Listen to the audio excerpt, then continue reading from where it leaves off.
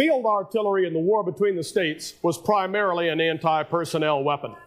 The most popular field artillery piece on both sides during the war was the 12-pound Napoleon. It was light enough to be maneuvered as a field artillery piece, yet fired full charge 12-pound ammunition. This ammunition consisted of 4 major types of projectiles. Solid or round shot was a solid iron ball. Like all other projectiles, it was attached to a wooden sabot by metal bands. The sabot improved the accuracy and served double duty by having a woolen powder bag attached to it. This meant that when loading, the powder charge, sabot, and projectile were all one piece and could be loaded with one stroke. Shell was a hollow iron ball filled with black powder and using a Borman or similar type of fuse. The fuse was a wooden plug containing a powder train in a groove. The cover was a scale graduated in seconds. The gunner estimated the range and consequent time of flight to the target and called out the number. The fuse cutter cut a hole in the fuse cover at the appropriate mark. Hopefully, the powder gases escaping past the projectile would ignite the fuse, which would burn for the required number of seconds before causing the projectile to explode. This was a very iffy thing. Problems with fuses, range estimation, and variations in muzzle velocity made it near impossible to get the projectile to explode in the right place. Spherical case was the same as shell, except that the hollow area in the shell contained a very small burster charge and a number of separate iron balls. Grape or canister shot was used on infantry at less than 400 yards. This collection of small iron balls converted the Napoleon into a giant shotgun. When the infantry closed to within 180 yards, one powder charge could be loaded with 2 containers of canister, thereby doubling the number of projectiles to 24 pounds. Explosive shell and spherical case had little bursting power and were unreliable. The preferred rounds were solid shot and canister. We will demonstrate how to load using this 6-pounder, which has been re-rifled on the James principle.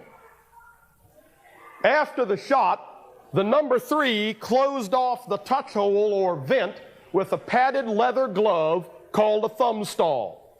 Number 1 dipped the sponge end of his rammer into a water bucket and swabbed the bore in order to extinguish any sparks remaining from the previous shot.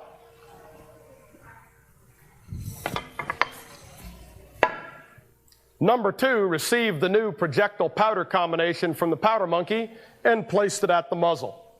Number 1 reversed his rammer and rammed the cartridge home.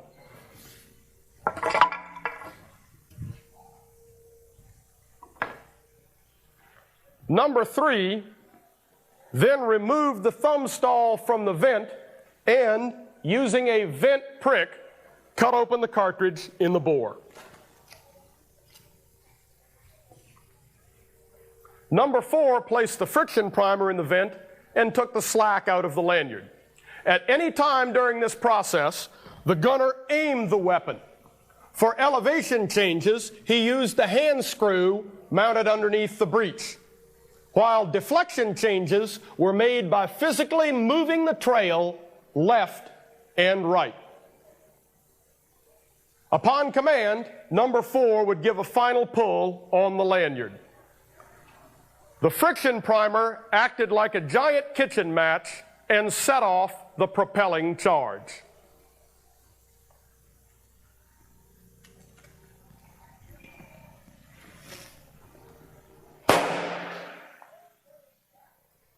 As the gun rolled back 6 to 12 feet in recoil, the crew members seized the carriage and rolled it forward to approximately the same starting position.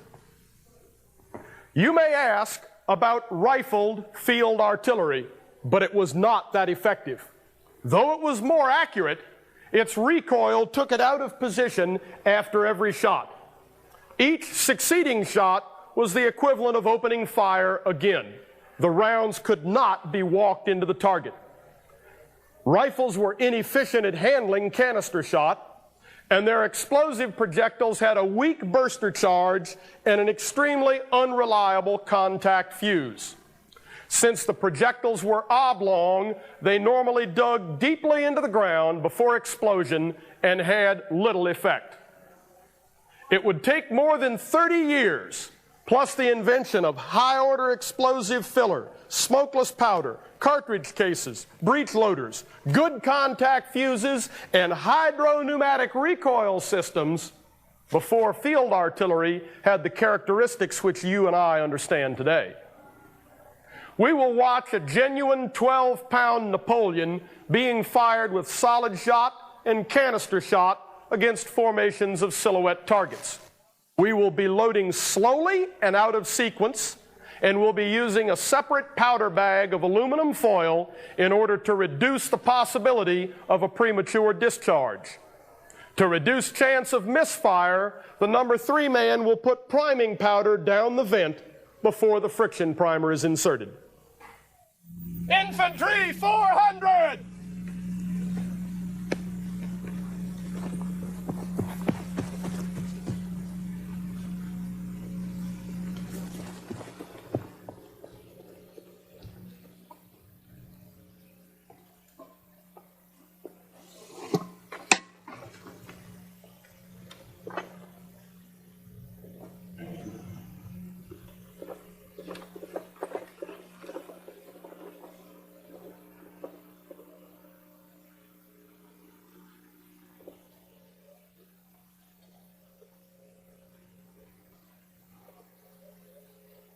Prime!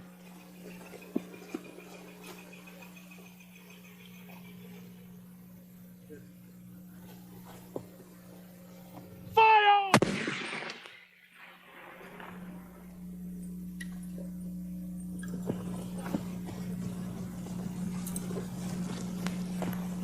Dean, vent.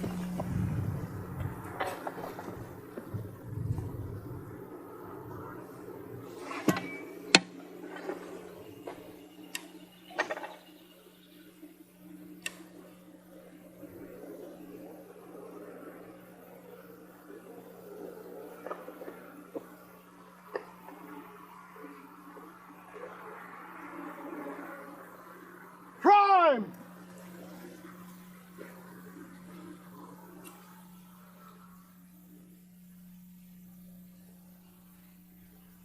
Fire!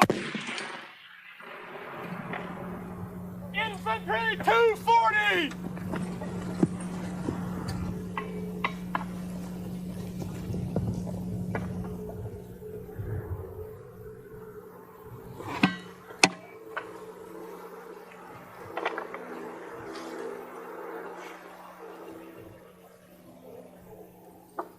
Too much.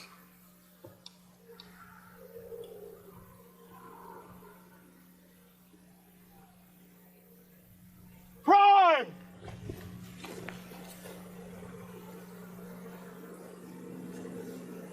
Fire!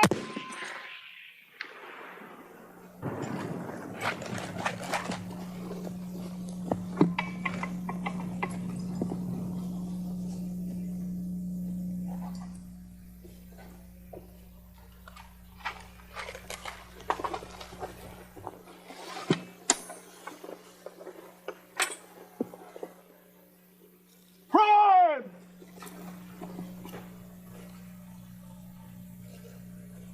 Fire!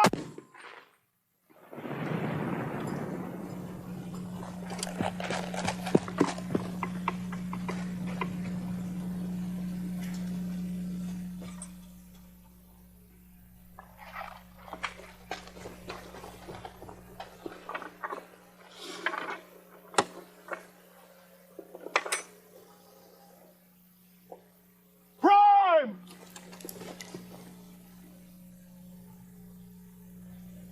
Fire!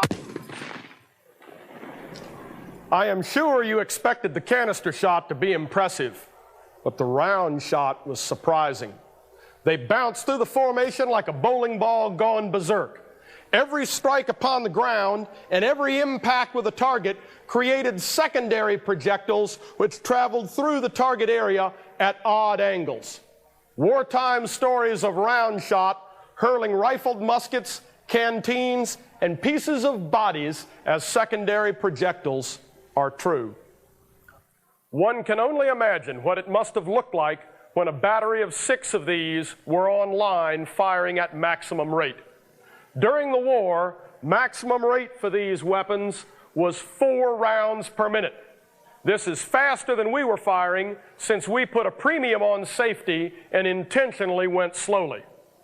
By calculating the rate of advance of infantry using Hardee's manual and comparing this to the rate of fire, we find that an infantry unit attacking a Napoleon field piece from 1,500 yards out would, by the time they arrived at the gun, receive 676 pounds of round shot and canister from that single field piece alone. This brings up 2 important side points: Gatling guns and leadership. The Gatling gun of the war between the states was the size of this field piece, yet its combat range was exactly the same as the rifled musket. Since cartridge cases were not yet practical, Gatling gun crews had to load and prime steel sleeves as if those sleeves were .58 caliber rifled muskets. These sleeves were then fed into the gun as ammunition. After every couple of hundred rounds, they had to cease fire to reload the sleeves and clean out the vast quantities of powder fouling which escaped past the gap between sleeve and barrel. No one in his right mind would pick a Gatling gun over any smoothbore field piece. With Napoleon's belching death, why did men go forward? They were led from the front. During the war between the states, over 160 general officers from both sides were killed. All but 1 or 2 were killed leading their men in battle from the front. This is far in excess of all general officer casualties of the United States in all other wars combined. Despite the death and destruction, soldiers of both sides went forward to their job. At the Battle of Newmarket, for example, the Corps of Cadets from the Virginia Military Institute went on line near the Bushong House and charged. They crossed this field from the Bushong House to where you are standing, approximately 600 yards, and the location of a Federal battery. They not only seized the battery, they actually broke the Union line asunder, putting it to flight. The price they paid for moving across that short space of ground, some of which was dead space in which they were protected from fire, was 10 dead and 45 wounded out of 222 total engaged. I have some recovered targets. These shot with canister shot.